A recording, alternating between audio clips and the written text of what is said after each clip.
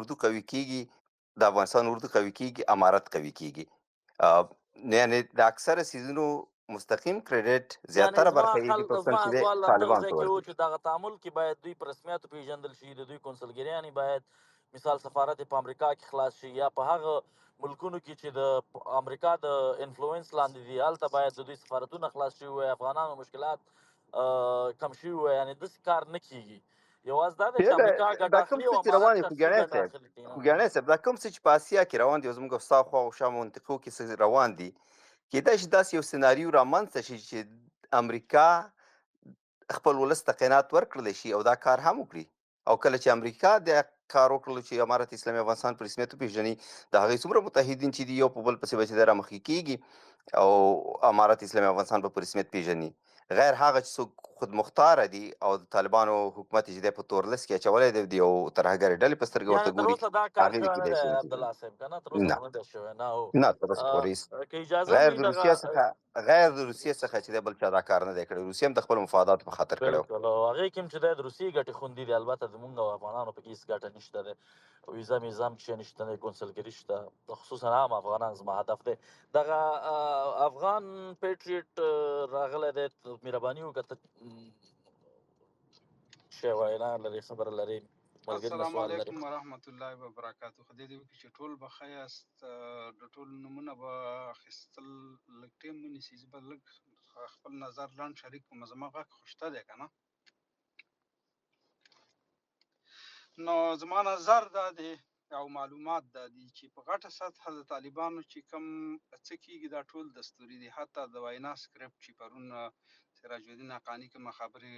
په هغه مجلس کې وکړلې، د دې سکرپټ هم ورته ورکول شوی او ټول هر څه دستوري دي. په ټیټه سطحه طالبانو کې د ځینو طالبانو په افغانیت کې موږ شک نه لرو،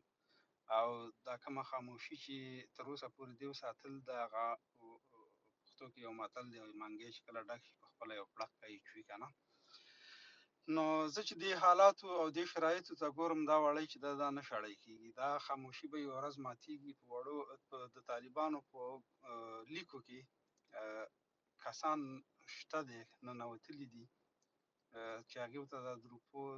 دا کوم پیسې چې راځي او یا کومې چې په داخل کې راټولېږي، د دې ټولو زیرمې او هغه د خوندیتوب ځایونه ورته معلوم دي. په لاس کې سلاح شته دی او په دې باندې نور پوه شوي دي چې دا هر څه د بهر نه دغه کېږي، دا په دستوري ډول باندې په موږ باندې دا ظلم کېږي. نو دا خاموشي چې ده دوی به دا ماتوي. دا ځای یاد ساتئ او دا خبرې چې په ولایتونو کې او په وزارتونو کې به وزیران په یوه ورځ باندې د یو الله اکبر سره به دا ټول ترور کېږي، د منځه به ځي. که هر څوک په دې باندې باور لري، اول خبره دا ده چې طالبان چې دي دا مذهبي او استخباراتي خلک دي. تاسو په ټوله دنیا کې وګورئ، مذهبي او استخباراتي خلک چې دي دا نه د خپل ځان په ګټه دي، نه د خپل فامیل په ګټه دي، نه د وطن په ګټه باندې، او هغه چاته چې کار کوي نه د هغې په ګټه. د هغې ګټې تر دغه وخته پورې وي چې کله د دې دا پروژه ختمه شي او یو الله اکبر غږ پرې وشي. نو کومه پروژه چې په الله اکبر شروع شوي، هغه به په الله اکبر باندې ضرور ختمیږي. زه چې کوم معلومات لرم د دې په ګروپونو کې په د هر وزیر، د هر والي او د هر قماندان په شخصي هغه کوم ګارډ چې دیو ته ټاکل شوی دی، په دې کې کسان شته دي چې فقط یو امر ته منتظر دي. د دې نه بر علاوه دا کوم راورتیاګانې چې تاسو په ولایتونو کې د اقوامو او یا د ډلو د دیو په خپل منځ کې چې کومې ډلې دي د دیو ترمنځ چې دا کوم تاسو دا اختلافات ګوري، دا هسې نه دي. او نه دي څوک دا وایي چې مثلا عباس ستانکزی هم راور شو لاړو دې ځای نه، او هغه اوس هم د امارت د پیسو نه تقویه کېږي، د هغې نه ډوډۍ خوري او په هغې باندې چا خبره چې خپل ځان پټ کړی دی. دا خبره بالکل غلطه ده. صحیح ده، دا تر یو حده پورې به دغومره به صحیح شي، ځکه دا یو د یو ځای څخه دستورو ته ورکول کېږي، نو په هغې حساب باندې دا خبره یو امکان لري. خو که تاسو د طالبانو د مشرانو د ځینو په ځینو دغو کې دا څه ورته وایي مقصد په دغه ځینو مواردو کې که تاسو د هغې نظریات وګورئ نو انسان چې دی دا داسې شی نه دی چې دا یو کانسټانټ فکر لري او لکه مقصد هغه تغییر نه کوي ثابت عقل دی او ثابت شی دی انسان چې دی د وخت په زمان سره اپډیټ کیږي فکر یې هغه ډاینامیک نظریات د هغې ته راځي او هغه چینجېږي کېدای شي امکان دی ولري چې د غټ سورس څخه دې ته داسې په غټه سطحه باندې وعدې او دغه ورکول شي چې په خپله باندې دا غټ دا په راس کې چې کوم طالبان قرار لري دا په خپله باندې یو سپلیټ شي او یو کس دې میدان ته راودانګي یو غږ وکړي چې الله اکبر. یوه خبره دغه ده. دویمه خبره دا ده چې دغه په غټه سطحه باندې چې موږ او تاسو د طالبانو د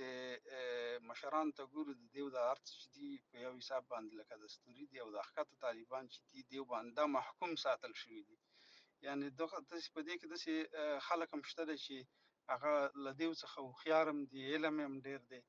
او زور او قوت هم لري نو هغې چې دی په پټه باندې خپل ځان ته د جلب پروسه پیل کړې ده او هر څه چې دي پټ روان دي ځینې استخباراتي دي په دې کې شک هم نشته دی چې بل چا د کوم بهرنی لاس به په دې کې ضرور وي او نور سورسز او شیانو ته معلوم دي سلا وسره ده نو غږ به کېږي نو په دې کې که څه هم د افغانستان په حساب باندې لکه د جنګ ښه خبره نه ده چې جنګ وشي او جګړه وشي او خلک دغه شي مړه شي خو د دې د مشرانو په وژلو کې زمونږ د ټولو افغانانو خیر دی چې مونږ د دې ابدي دغه څخه نور خلاص شو نو زه ډېر څه ویل نه غواړم کېدای شي دا خبرې تر یو حده پورې صحیح وي کېدای شي دا خبرې ځکه دا استخباراتي کارونه دي او دا چې کېږي نو 50-50 نو کېدای شي هم نه شي نو زما نظر هم دا او ځینې معلومات مې چې زه لرمه د کوم خلکو سره چې زه په تماس کې یم او کوم سورسز او کوم دغه چې دي نو په دې کې شک نشته دی هېڅ شک پکې نشته ډېره مننه خیر وشي ډېر خوشبینانه نظر اوس هم فلمي هغه و که د پېښ شي ان شاء الله دا به پیښیږي او ضرور به پیښیږي دا خاموشي به نوره ماتیږي او دا وړی چې دا نه شړی کېږي بالکل ښه په سیاست کې خو هر څه تخمیني دي نو یو ښه تخمین و مستندات به شاید کمزوري وي خوند ورکوي هر څوک چې دغسې توګه باندې هغه شي هغه یو کس په جومات کې ناست و وایي مطلب دعا یې کول چې خدای پاکه مطلب ډېر پیسې راکړي نو په دغه وخت کې یو کس راغی وایي خدای پاک یو لسګون خو راکړه ورکې که 2 ورځې دنیا ده نو دا بل کس چې ډېر پیسې غوښته دا لسګون یې د خپل جیب نه ویسته ده ته یې ورکړه چې ورته ویلي چې وځه چې بیا دې په دې جومات کې ونه وینم وایي نرخ به نه خرابوي